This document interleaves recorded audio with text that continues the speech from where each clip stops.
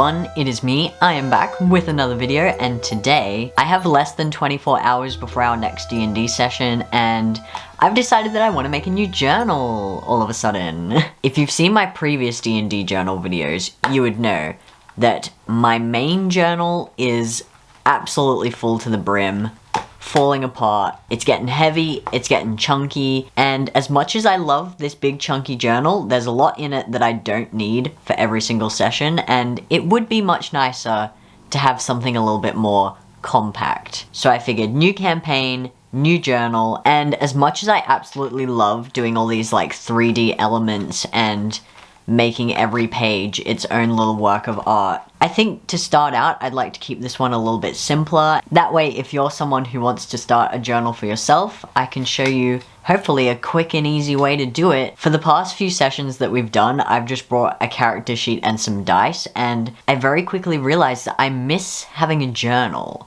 There's something about it. It sets the vibe for me. So I think this big boy is going to be like the tome. It's going to have all of Maddox's backstory, all of our previous adventures, everything. And then this can just be like the bare essentials that I need to get through a session. And a few drawings to make it pretty. Alright, enough dilly-dallying. Let's get into it.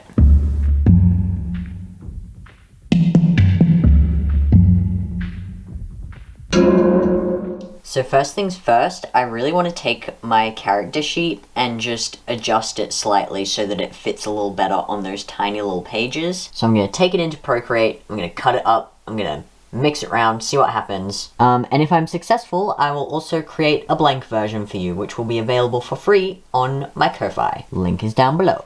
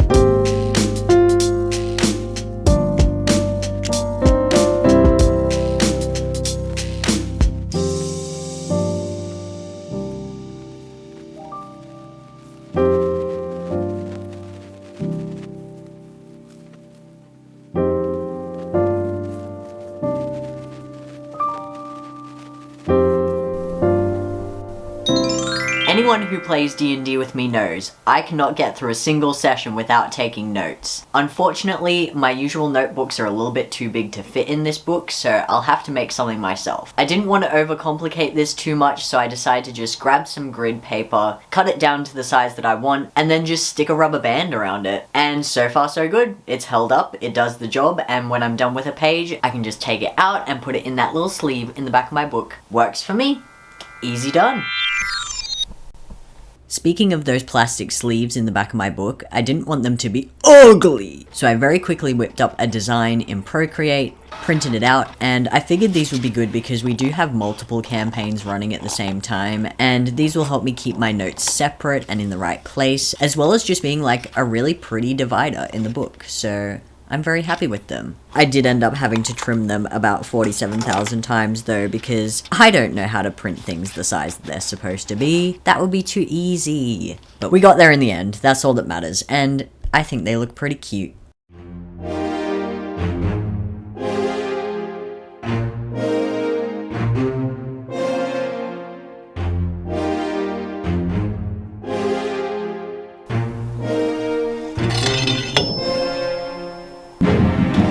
Foolish mortal, you think that you're deserving of such power passed down from the ancients?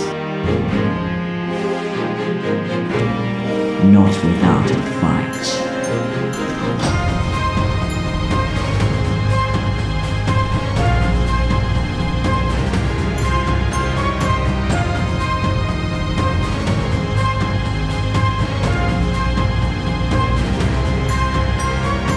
I actually have no clue where I'm going with this, so I'll just show you. First things first, you'll need some paper, so I picked this nice patterned one that I made, and I paired it with just a blank purple as well. Then we're going to grab some scrap paper, which will act as our template. So this can be a little bit tricky, but we're going to make a trapezium.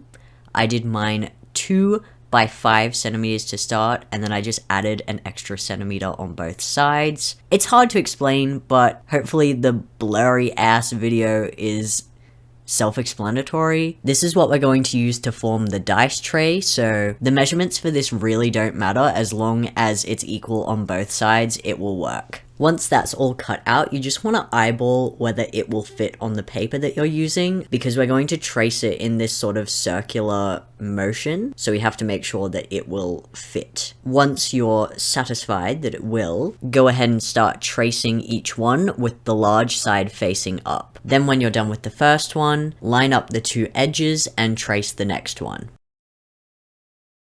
Keep going around the circle like this until you have 7 trapeziums all holding hands. And it definitely has to be 7. No more, no less. Do not finish the circle, no matter how unsatisfying it may look. Next, we have to create these little tabs that will hold the entire thing in place. I pick the 3rd trapezium to start, and these don't have to be measured out. I did mine about 2 centimeters wide and 5 centimeters long, but that ended up being a bit too long, but you don't even see them in the end anyway, so as long as they're long enough to tuck in to the page like this, that's all that matters. Then for the next tab, we don't want it to be directly opposite, because then it won't sit right. We want it to sit on the 6th trapezium, just slightly offset.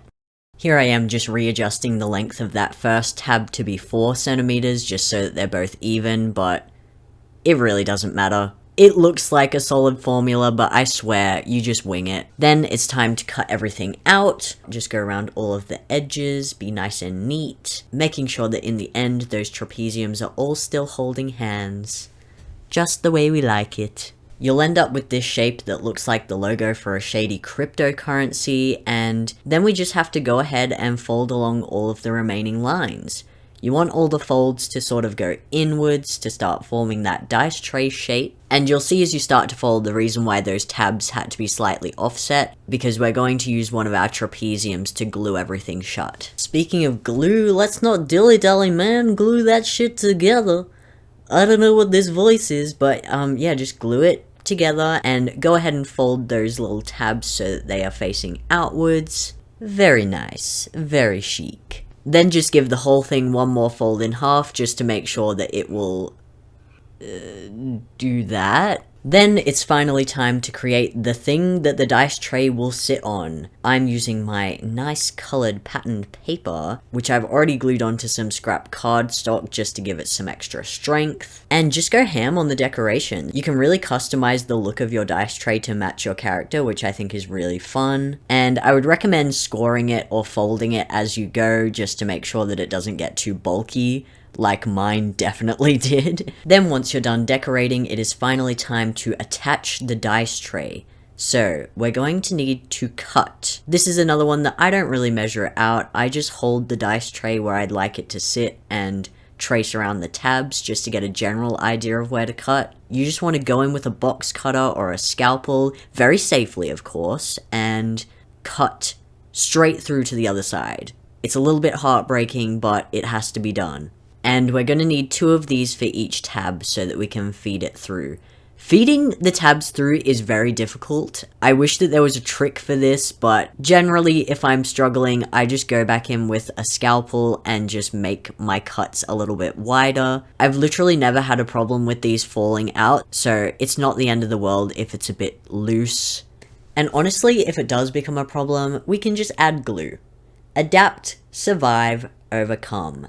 And that's the dice tray complete. Give it one last fold just to make sure that it's all good, and oh my god, we have a dice tray. I decided to go back in and add one last decoration in the middle, which I think just tied the whole thing together, but you can really go ham on the decorations. Here's one that I did for a different campaign, and I wish I filmed it because this one was so much fun to make and matches the character's vibe perfectly. So get creative with it, they're a lot of fun. And finally, this step's optional depending on what journal you're using, but I always punch a few holes so that I can keep mine folded up nice and neat in the back of my book. Which, might I add, is very handy for if you're limited on space while playing. You can just have this open and attached to your book while you roll, which is very cool.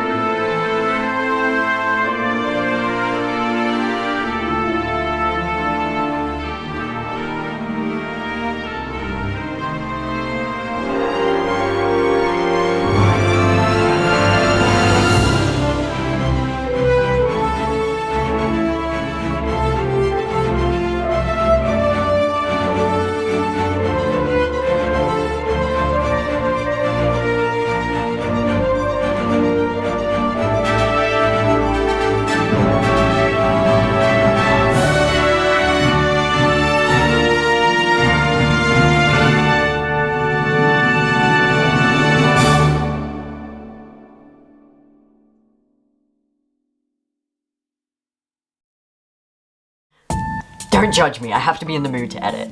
But the good news is, since it's been so long, I've been using this journal for quite a few sessions now. So I figured I'd give you all the final tour so you can see what's changed, what's worked, what hasn't, and just see how it turned out. First things first, I have my purple pen because we have to stay on brand. And in here, I have a collection of rumors from our current campaign. Faustus is a Medusa. Polites was involved in an Olympic scandal. Armus was born to a god lizard affair. These were so funny when we whipped them out during the campaign. One of Maddox's rumors was that his hair is actually a wig, and when that rumor came out, he nearly killed a man. It was crazy. Then I've got just this decorative piece of patterned paper, some lovely Maddox artwork. I love this drawing so much. Halfway through I was like, ooh, this isn't going well, but we pulled it together in the end, and it matches the vibe perfectly. Then we have Maddox stats, and this layout worked really well. I'm really happy with it. In previous journals, I've definitely moved things around too much to the point where they're hard to find, but I think this layout's good because it sticks pretty closely to the regular character sheet layout, so very easy to use. I'm very happy with it. Then we have another drawing of Maddox with a knife sticking out of his neck. This is how the DM introduced him into the campaign. I forget the full story, but he was stabbed 7 times in the back and lived to tell the tale, and it sort of became a running joke that he's still got one of the knives in him. And honestly, it's part of his character design now. I love that for him. Then we have all my notes for the Radiant Citadel. And you know it's a good campaign when I just have pages and pages and pages, double-sided pages of notes. And so far I'm very happy with this system. It's a lot less pressure than doing those like decorative journal pages each time, but I've still got all the information handy when I need it. Same goes for our latest campaign. We've only done 1 session so far, so not as many notes, but it is an absolute banger of a campaign so far, so this folder's gonna fill up. I can tell you that much already.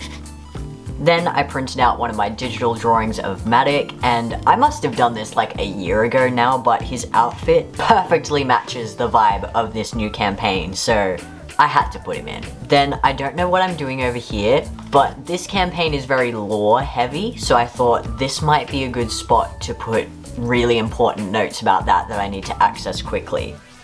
And then because we've got 2 campaigns running at the same time, I need 2 separate character sheets. I couldn't remember the print settings that I used last time, so it ended up like 5mm too big, but we deal. It's fine. I also find this layout really handy because I found this little foldable book stand that I like to use. So I'm gonna insert some clips of my setup because you don't always have a lot of space at D&D, you don't always have a table, so it's good to be versatile. And honest to God, I think I have perfected my setup. I love it so much. It's compact, it's easy to travel with, it all folds up nice and neat, and I feel like the journal plays a big part in that. So I'm very happy with it.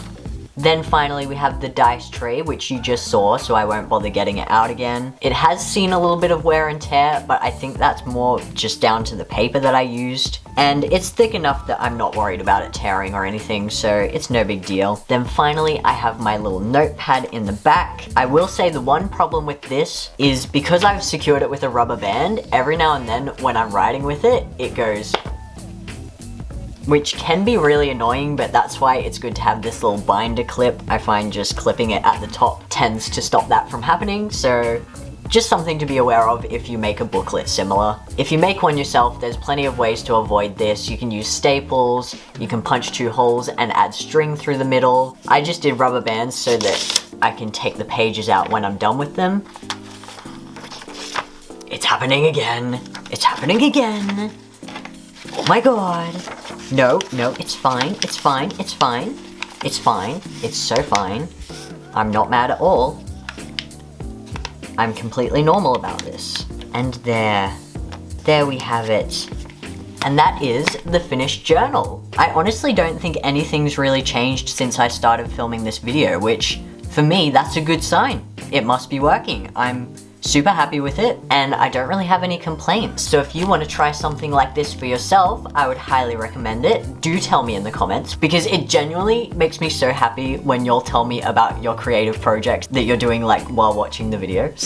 And if you're looking for a journal similar to this, I don't know where this one specifically is from because I found it secondhand at an op shop, but if you just search like A5 binder journal or journal cover, ring binder journal, anything like that, similar things will come up. And with that, we have reached the end of the video. I hope you enjoyed it because I certainly did, and hopefully the next one doesn't take me 4 months to finish.